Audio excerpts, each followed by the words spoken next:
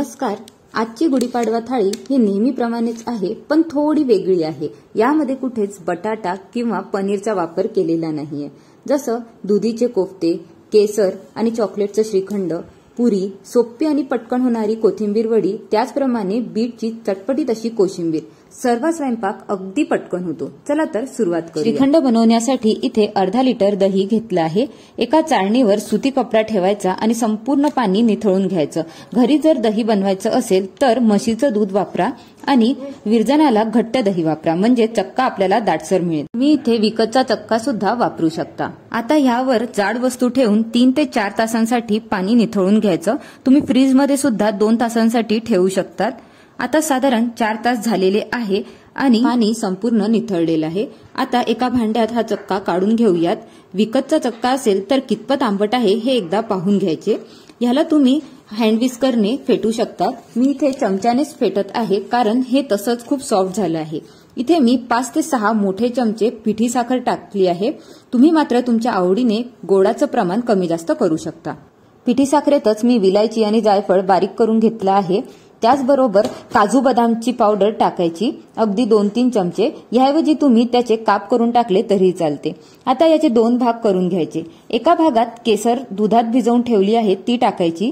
केसर flavour इथे तयार होतो. याला मिक्स करून घ्यायचं. दुसऱ्या भागात अनस्वीटन्ड कोको पावडर 1 ते 2 टीस्पून टाकायचं. हे श्रीखंड कडवट लागू नये यासाठी इथे 1 चमचा मिल्क पावडर टाकायची मोठ्या चमच्याने.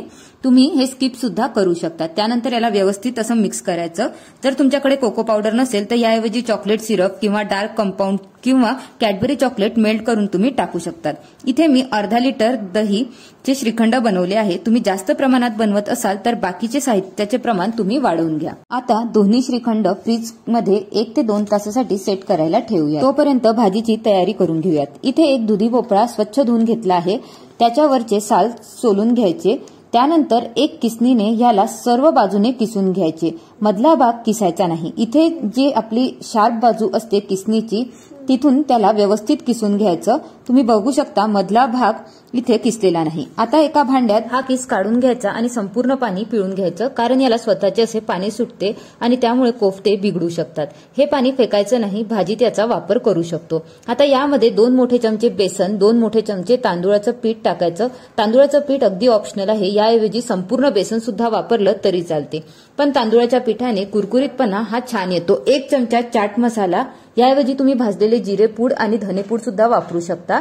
अर्धा चमचा हळद, 1 ते 1.5 टीस्पून तिखट, चवीनुसार मीठ आणि अद्रक, लसूण, हिरवी मिरची, पुदिना, कढीपत्ता मिक्सरला थोडा जाडसर फिरवून घेत आहे तो यामध्ये 1 चमचा टाकायचा. 1 चमचा तीळ, 1 चमचा ओवा टाकून नीट याचा गोळा मळून घ्यायचा. पाण्याची इथे गरज पडत नाही. तरी तुम्हाला जर वाटलं तर एखादा चमचा पाणी तुम्ही टाकू शकता. जे भोपळ्याचे पाणी बाजूला काढून ठेवले होते त्याचा सुद्धा तुम्ही इथे वापर करू शकता. त्याचे लगेच गोळे तयार करायचे आणि तळून घ्यायचे. याला बनवून ठेवू नका कारण याला याचं पाणी सुटते. तेल मात्र इथे मध्यम गरम असावं, जेणेकरून कोफ्ते हे आतपर्यंत तळल्या जातात आणि कुरकुरीत सुद्धा होतात. तुम्ही बघू शकता तेल हे व्यवस्थित तापलेलं आहे. अगदी जास्त गरम तापवायचं नाही. कोफ्ते हे नीट तळल्या गेले पाहिजे आणि अजिबात इथे हे तेल सुद्धा पीत नाही. याला लो टू मीडियम फ्लेमवरती तुम्ही तळलं तरी सुद्धा चालते. अगदी कुरकुरीत होतात आणि आतून खुसखुशीत होतात. भाजी करायसाठी कढईत 2 ते 3 मोठे चमचे तेल घ्यायचं. तेल गरम झालं की यामध्ये जिरं मोहरी टाकायची. जिरं मोहरी तडतडली की 1 ते अर्धा इंच दालचिनीचा तुकडा, 1 भाज्या, 1 विलायची, 1 तेजपान टाकायचं. त्यानंतर बारीक कापलेला कांदा थोडा जाडसर मिक्सरला वाटून आणि गुलाबी होईपर्यंत मीडियम फ्लेमवर भाजून घ्यायचा. कांदा होत आला की 1 टमाटरची पेस्ट त्यामध्ये टाकायची आणि तीही व्यवस्थित 2 ते 3 मिनिटं शिजवून घ्यायची. तेल सुटायला लागलं की मग हिरवं वाटण टाकायचं 1 ते 2 चमचे. हे तेच वाटण आहे जे कोफ्ते बनवताना टाकलं आहे. हे सुद्धा 1 मिनिटभर परतवून घ्यायचं.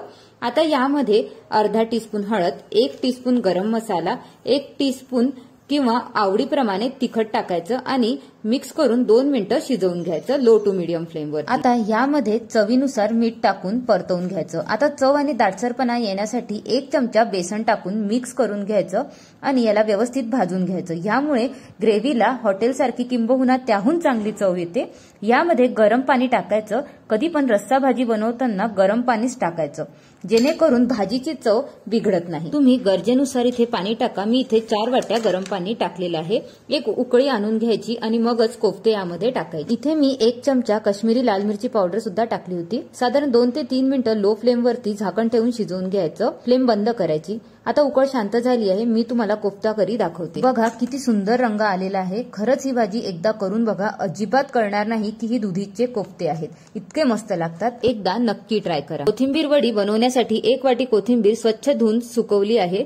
थोडीशी ओलसर असली तरी सुद्धा काही हरकत नाही। यामध्ये 2 मोठे चमचे बेसन, 3 ते 4 मोठे चमचे तांदूळाचं पीठ टाकायचं। हिरवं वाटण 1 चमचा, हळद अर्धा टीस्पून, तिखट 1 टीस्पून, मीठ चवीनुसार, चाट मसाला अर्धा टीस्पून आणि तीळ टाकायचे आणि आधी नीट मिक्स करायचं। मग 2 ते 3 चमचे पाणी टाकून याचा घट्ट गोळा मळून घ्यायचा। गरज असेल तर 1 ते 2 चमच्या पाण्यानेच याला व्यवस्थित मळून घ्या। जर तुम्ही लाटून याचे काप करणार असाल तर पोळपाटाला व्यवस्थित तेल लावा, मगच लाटून याचे काप करा। मी इथे याचा रोल करून काप करून घेणार आहे।